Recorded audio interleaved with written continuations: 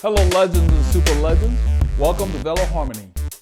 Today I'm talking about the different frame materials, and the reason I decided to do this video, I kind of moved it up the queue, it's been on the queue for a while. I've gotten a lot of requests over the time I've had this channel to discuss the different materials of my bike. I talked about the different frame materials in an earlier video and their characteristics. And someone had asked what I could talk about my experiences with the different materials, and then somebody recently said they're in the market to buy a frame and they would love to hear my opinion on the different materials like tie and steel and so forth. Well, to avoid confusing you, this is a subject that of course has been dealt with in different articles and blogs and so forth. And the reason people are asking is because those articles and blogs don't help you cut through the confusion, because it's not easy. There are a lot of variables that go into it. So I decided to put my spin on it to try to nip this and get it to the point where you'll be able to make a decision, because it's not straightforward. And what I mean is that you've got things like preferences that come into based on things that you just like, the way certain things look, you know. So what I decided to do was to talk about factors that has nothing to do with the emotional aspect of it, and then get into the emotional side so it can help you make a decision. So for example, before I get into the tangible stuff, what I call practical decision-making factors, I want to talk about the four more prevalent frame materials. We've got steel, aluminum, titanium, and carbon. There are bicycles made out of bamboo and other things. I'm not going to discuss that because they're not mainstream. They don't make that many of them. They're kind of specialized. So we'll talk about these. Now, I'm going to talk about the emotional part of it first. There are some people just like riding steel bikes. I'm one of them, okay? When I competed and when I got into cycling, everything was made from steel. I love the feel. I've done the carbon thing, and I've done all the other materials other than aluminum. And I just prefer steel. That's just a preference. You may be one of those people that prefer one over the other, or you may be on the fence, and hopefully that's what we want to get you to by the end of this video. So what I want to start with is the fact that regardless of the material, okay, it is important that you focus on the quality of the particular frame. What do I mean by that?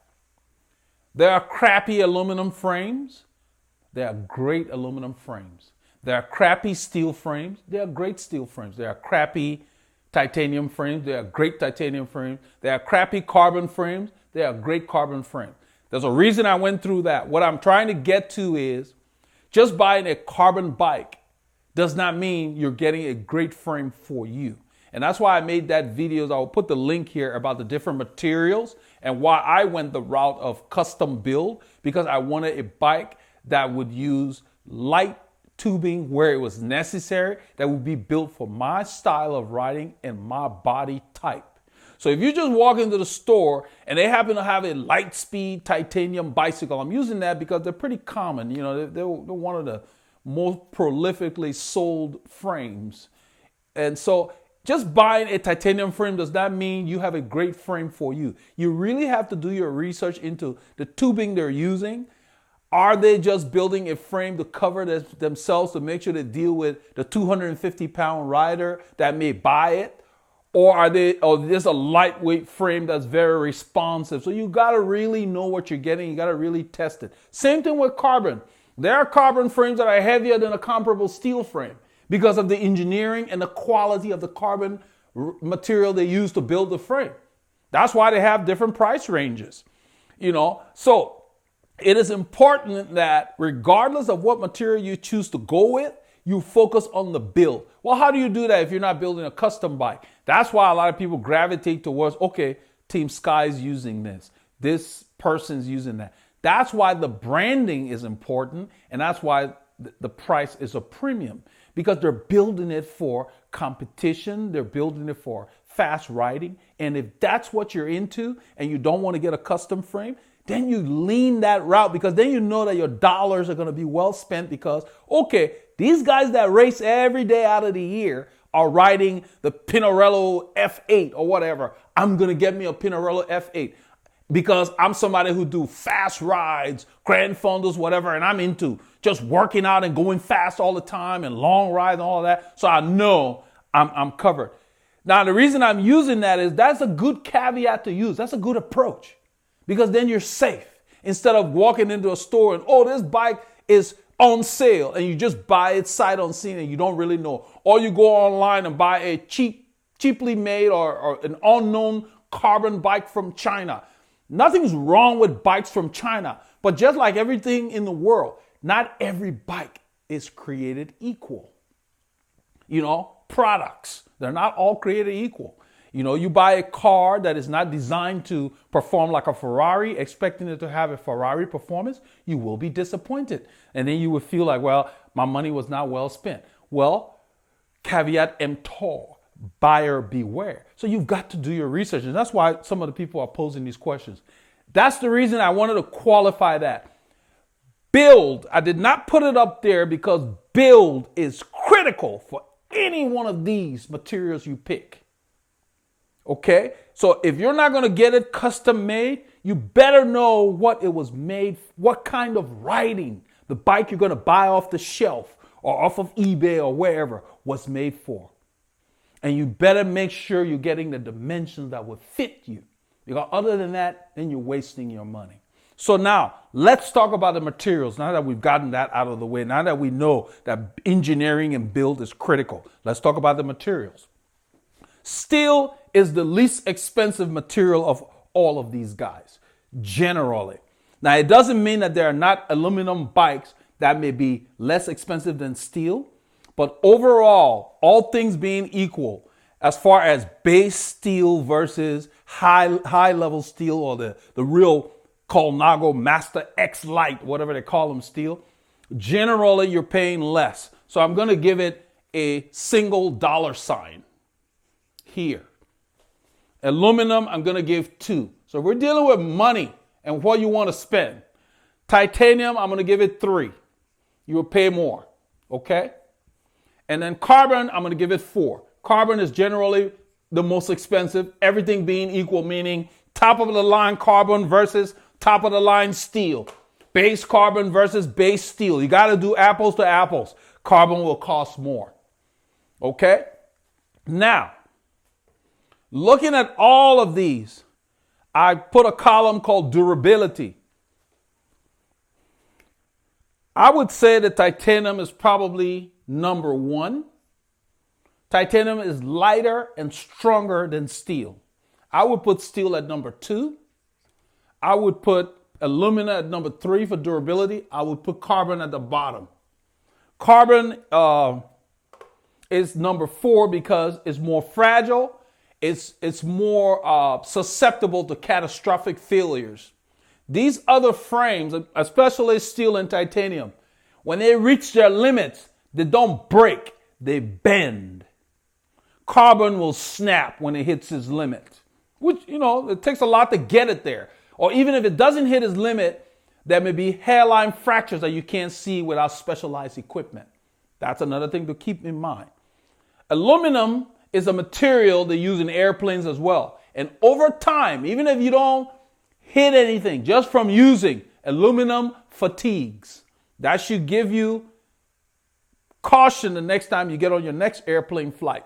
This is why airlines retire those aircrafts after so many years of service. Okay, aluminum fatigues. So these are just the properties of the material. It doesn't mean that if you bought an aluminum bike in the lifetime you use it, you will have a problem. You may not, but you just need to understand that. Now, with the build and the engineering, you can get any one of these bikes to feel the same. Okay? From a theoretical standpoint.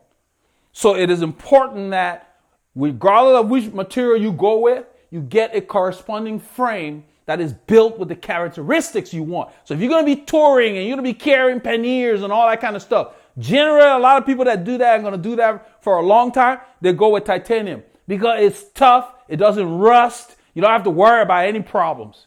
You don't want to put a lot of heavy stuff on carbon because you don't know. That material is still relatively new and it's fragile and things happen to it. You're not going to know. So the use of your bike should drive you towards first the material and the geometry. So, I'm not going to talk so much about the custom build market, but the general principle applies regardless whether you're going custom or just going to buy off the shelf. Know the purpose the frame was built for. If all you're going to do is ride to the grocery store, ride around the park leisurely, don't buy a Pinarello F8. That's like buying a Ferrari to drive to your mailbox from your house. What's the point of that? So buy a bike for the purpose and the kind of riding you're doing. If you're going to be doing fast riding, long distance riding, lots of riding on the road, get a good road bike that's comfortable, that would fit you. Even if you got one that's used in racing, that's fine, because I believe that the standard road position is the most comfortable position for most riders. If you're going to be doing cyclo touring where you're carrying a lot of stuff, don't buy a racing bike for that. Buy a bike geared for touring that has the eyelets and other things that you can put panniers and other brackets to hold what you want. Buy the bike for your purpose regardless of material. Then choose the material based on either the budget, the money you want to spend, or based on your personal preference. You may just like the way carbon looks. You may like those aero head tubes and stuff that they do. Nothing's wrong with that. Go with that, but understand the limitations. So if it hits something or it crashes, get it checked out. If you just like the way titanium looks, I don't want to deal with paint. I can polish it. After I've used it for a while, I can get steel wool and polish it and it can be brand new. Get it if that's the reason you want to get it. It will never rust. That's another thing about it. You don't have to worry about rust. You can use it in the rain. The components will rust before the frame will never rust. The components will if you left it outside. For any one of these bikes, if it rained on it and it just sat outside, your chain will get surface rust, but not rust true. You don't have to worry about rust with titanium. It's stronger, it's lighter. My titanium bike, and I'm going to work my bikes in because I don't want to do a special thing about my bike. It's so much about the material. My titanium bike, the orange one down there, if I'm riding up mountain passes or whatever, that's the bike I'm going to take. It's the lightest bike in my steed. It's about 17 pounds. The blue bike, it's the next one. It might be like 18 pounds. The Colnago is probably 20 or something like 20 and a half, something like that. So what I'm getting at is, if you don't mind a little bit of weight and you want in my opinion, the most comfortable road riding bicycle, steel is the way to go. There are people out there on Facebook or other places that have clubs called Steel is Real. And there's a phrase and all that kind of stuff. I don't dispute that. I don't use that phrase per se. I don't think it matters. I like steel because of the dampening properties when I'm riding on the road. I get home, I'm not beat up. Doesn't mean I'm beat up on the titanium. The titanium just seems a little snappier and livelier and friskier. And then they got this other steel bike, the blue bike, based on the head tube angle the guy used. He made it feel like my titanium bike. So those two bikes feel the same. But when I want something that I can ride forever, I'm taking the Colnago. It just soaks up, it's comfortable and all of that. So that's the thing. So now, if you've never tried any of these materials and you say, man, I can't get both, or I can't get steel and titanium like you, Eldred, which one would I pick? I've got a limited budget, but I want to pick one or the other. From the standpoint of absolute durability, I would probably just say go with titanium. You're done. The frame will never rust. If you don't paint it, you don't have to worry about looks or anything. You just get a rag, you wipe it, it's ready to go. Low maintenance, titanium. Okay, if you say, man, I love the way the steel, I've heard that they ride and I want to experience the ride of steel, then yeah, you can't go wrong. Now, I talk about the rust proofness of titanium, not like steel's going to rust in your lifetime with the bike. You would have to leave that bike outside for years, uncared for, in the rain or whatever, before you ever got rust to go through the frame. And nowadays, the new tubings are treated on the inside. I even treated my frame when I built it with something called, I forgot the name of the brand, but it's basically a spray that you spray in the tubing that basically puts a film around inside the tubing to prevent rust from condensation. But even if I hadn't done that, it came treated. And the kind of rust that you can develop in a tube of steel over the years of use will be mostly surface rust. It takes a lot of years for rust to cut through. Back in the day, people would sweat on their top tube cable, on the little braison that held the cable, and you would see that rusting because those were thin pieces of steel. It wasn't a complete tubing. So it's not that issue now. It's not an issue nowadays. I mean, they treat the materials, and if it's painted, and you'd have to go out of your way for that to be a problem. So I'm going to come to aluminum. Aluminum has had the bad rap of being very harsh, but that is no longer true. With the geometry, like I talked about, the way it's engineered, you can get the same riding qualities in aluminum. And the thing with aluminum is you can get a lightweight bike for a lot less money than trying to get a lightweight carbon bike. And they work great. So even though I said aluminum fatigues, I mean, think about how many years an aircraft is in service before they retired. So you wouldn't have that problem with your bike.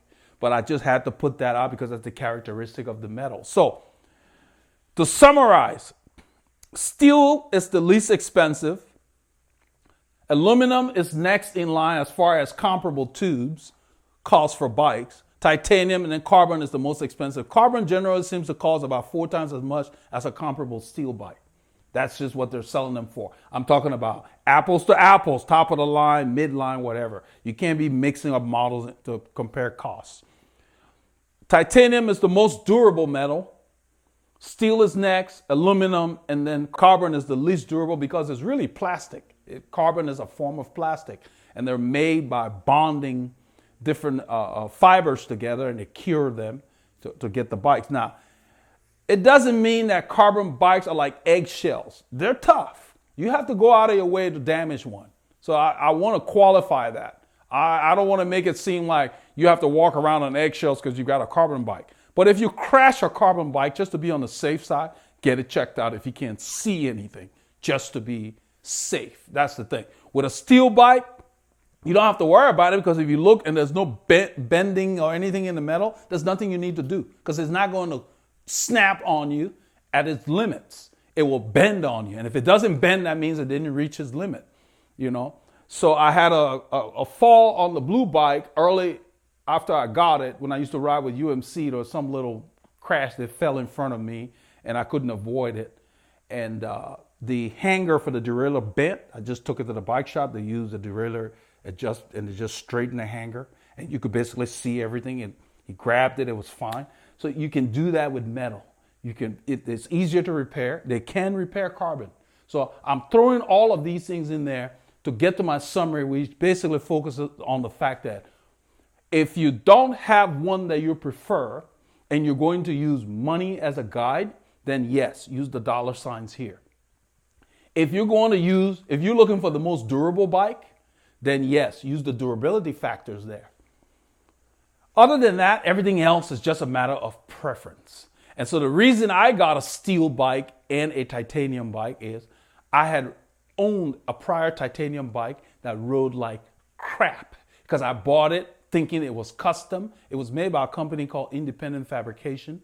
I was measured and everything, but they never really built the bike for my riding style. They built it to make sure they wouldn't have any warranty repairs.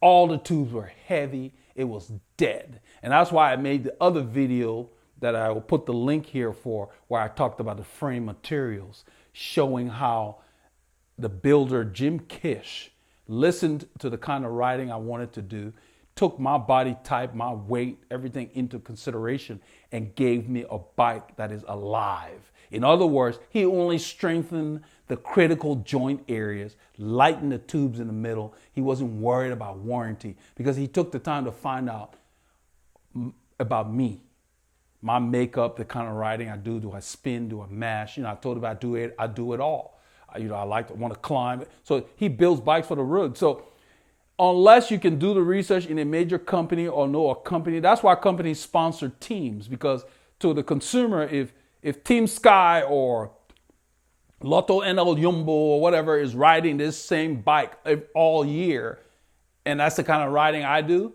then I'm good as gold. That's why you want to do that. So yeah, you pay a little more for the brand, but because they've already tested that the pro riders that they sponsor are not going to ride crap because it's a sponsor. They have too much hanging in the balance for their Palmares to worry about products, riding inferior products. So that's one thing that the industry is big on. Those riders help them with their design. So when those riders crash the bikes, they send them back, they review them and all of that. So if you have a doubt, get one of the bikes that one of your favorite teams or riders that you like or see on TV that's riding the same kind of frame for the riding you want to do. Get the frame for the riding you want to do, and you should be as good as gold. So I'm going to stop there because it's a very complicated subject, and I don't want to confuse you further. That's the reason I use these, okay? So I hope this will help those of you who are on the fence. But you're going to have to make the decision for yourself. It's not an easy one. You can't go wrong with any of them. So just find what's important to you off of here or your personal preference, and you should be good. So get your case.